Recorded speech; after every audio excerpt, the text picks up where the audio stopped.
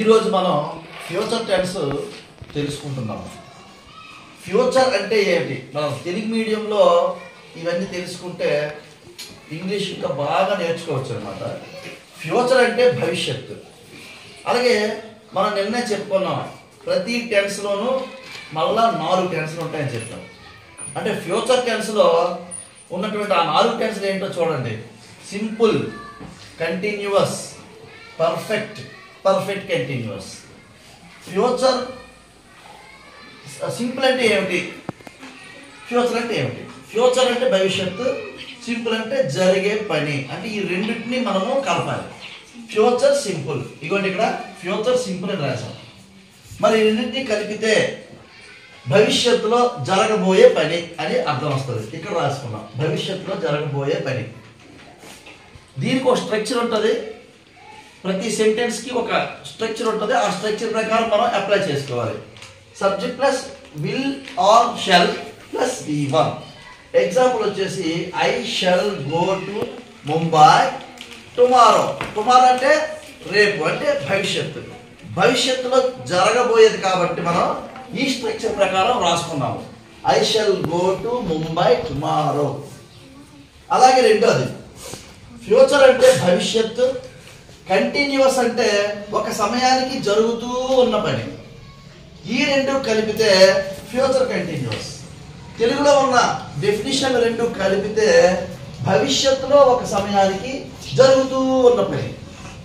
దీనికి ఒక స్ట్రక్చర్ ఉంది. Subject plus will or shall plus be plus V1 plus ing. భవిష్యత్తులో ఒక సమయానికి జరుగుతూ ఉన్న పని అంటే ఆ సమయము తెలపాలి, భవిష్యత్తుని తెలియజేయడానికి ఒక భవిష్యత్ టైం కూడా రావాలి. అంటే ఇక్కడ చూడండి, దానికి ఒక స్ట్రక్చర్ ఉందని చెప్పారు కదా. Subject plus will or shall plus be plus V1 plus ing. We shall be watering plant at AM tomorrow. ఒకవేళ at AM అనేది లేకపోతే మనము ఇది ఫ్యూచర్ సింపుల్లో రాయాలి. at AM అని ఉంది కాబట్టి ఫ్యూచర్ కంటిన్యూస్ అయ్యింది. ఎందుకు కంటిన్యూస్ అంటే ఒక సమయానికి జరుగుతూ ఉన్న పని అన్నాం. అంటే భవిష్యత్తులో ఒక సమయానికి, అంటే టుమారో at 6 AM. అందుకే we shall be watering plant at 6 AM tomorrow. రేపు ఉదయం 6 గంటలకు మేము ప్లాంట్స్కి నీళ్లు వేస్తూ ఉంటాము. నెక్స్ట్ ఫ్యూచర్ అంటే భవిష్యత్తు, పర్ఫెక్ట్ అంటే ఒక సమయానికి ముందు జరిగిపోయే పని. ఈ రెండు కలుపుకుంటే భవిష్యత్తులో ఒక సమయానికి ముందు పూర్తయిన పని అని అర్థం వస్తుంది. So future perfect, future perfect. ఇవ్వండి ఫ్యూచర్ పర్ఫెక్ట్, భవిష్యత్తులో ఒక సమయానికి ముందు పూర్తయిన పని. దీనికి ఒక స్ట్రక్చర్ ఉంటుంది. Subject plus will or shall plus have plus V3. భవిష్యత్తులో ఒక సమయానికి ముందు పూర్తయింది, పూర్తి అవ్వబోతోంది అని మనకు తెలియడానికి ఏమిటి వస్తుంది అంటే బై ప్లస్ ఫ్యూచర్ టైం వస్తుంది. ఏమిటి వస్తుంది? By plus future time. By plus future time వస్తుంది. ఫ్యూచర్ పర్ఫెక్ట్ అని మనం అర్థం చేసుకోవాలి. ఇక్కడ చూడండి, they will have completed the project by next month. వాళ్ళు వచ్చే నెల కల్లా పూర్తి చేస్తారు. పూర్తి నెక్స్ట్ మంత్ ఇచ్చారు అనుకోండి, future simple. By next month ఇచ్చారు కాబట్టి అది ఫ్యూచర్ పర్ఫెక్ట్ అవుతుంది. కాబట్టి they will have completed the project by next month. ఎందుకంటే స్ట్రక్చర్ ప్రకారం రాసుకోవాలి. Subject plus will or shall plus have plus V3. Next వచ్చేసి ఫ్యూచర్ పర్ఫెక్ట్ కంటిన్యూస్. ఫ్యూచర్ అంటే భవిష్యత్తు, పర్ఫెక్ట్ కంటిన్యూస్ అంటే ఒక సమయానికి కొంతకాలం నుండి జరుగుతూ ఉన్న పని. ఈ రెండు కలపాలి.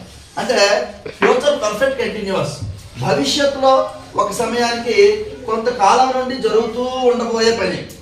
భవిష్యత్తులో ఒక సమయానికి కొంతకాలం నుండి జరుగుతూ ఉండబోయే పని. మరి కంటిన్యూస్ అంటే భవిష్యత్తులో ఒక సమయానికి జరుగుతూ ఉన్న పని. మరి ఫ్యూచర్ పర్ఫెక్ట్ కంటిన్యూస్ అంటే భవిష్యత్తులో ఒక సమయానికి కొంతకాలం నుండి జరుగుతూ ఉన్న పని.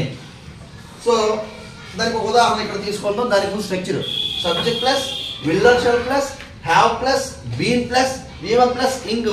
దీనికి ఒక స్ట్రక్చర్ అవుతుంది అనమాట. మరి దానికి ఉదాహరణ చూద్దాం. ఏమన్నాము?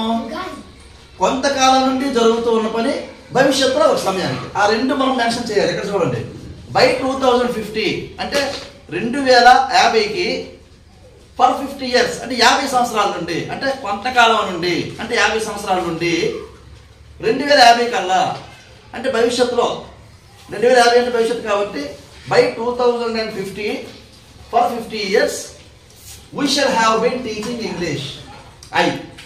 I shall have been teaching English for 50 years by 2050. ఇది future perfect continuous. Thank you.